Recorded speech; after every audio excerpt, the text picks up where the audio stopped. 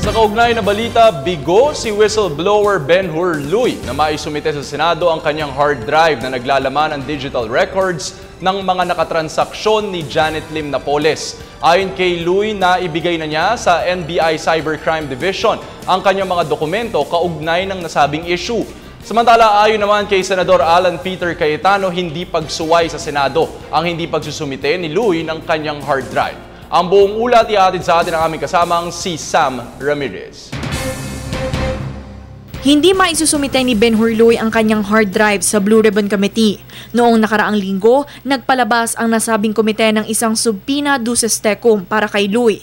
Iniuutos nitong isumite niya ang kanyang hard drive na naglalaman ng mga digital records na umano'y hinggil sa mga pork barrel transactions ng iba't ibang mga mambabatas kay Janet Lim Napoles, ang tinaguriang pork barrel queen. Sa isang liham, sinabi ng sa Cybercrime Division ng National Bureau of Investigation na lang makipag-ugnayan ng BRC dahil naibigay na ni Luy ang kanyang files sa nasabing opisina. Sumulat rin ang kampo ni Luy sa NBI upang mabigyan ng karampatang aksyon ang subpoena ng Blue Ribbon Committee. Bilang miyembro ng BRC, naniniwala si Senate Majority Floor Leader Alan Peter Cayetano na hindi naman maituturing na pagsuway sa subpoena order ang hindi pagsumite ng hard drive. Well, pag hindi sumunod sa subpoena, pwede mong i-show cause sila, no? Ibig sabihin, they have to show bakit hindi sila i-contempt. But in this case, kay Ben-Hur, kung wala talaga sa kanya, di ba?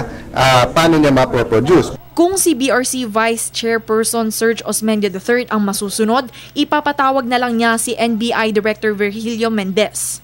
If I wanted to shortcut everything, I will call up the NBI Director.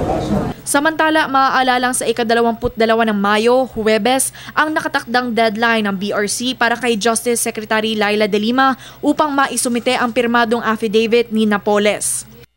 Lima kay BRC Chairperson Teofisto Ginggona, huwag munang isapubliko ang signed affidavit upang hindi gumulo ang sitwasyon, bagay na hindi sinasang-ayuna ni Cayetano. Kung sabihin mo 2-3 araw para mag-hearing, okay. Pero kung sasabihin mo na 2 linggo, 1 buwan, sikreto to, di paghinalaan din ng Senado. Naging abala si Ginggona sa ilang pagpupulong kaya't hindi siya nakapanayam ng media. Para sa Telebisyon ng Bayan, Sam Ramirez.